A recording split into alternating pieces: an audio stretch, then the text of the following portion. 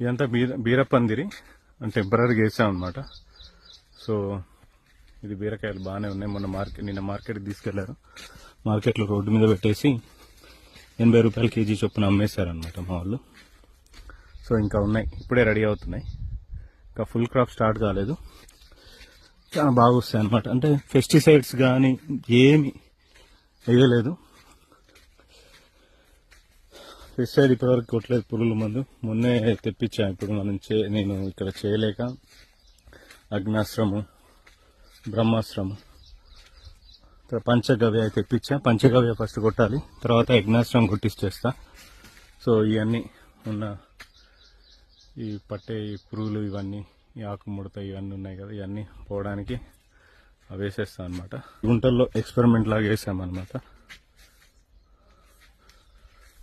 so అటు వచ్చేసి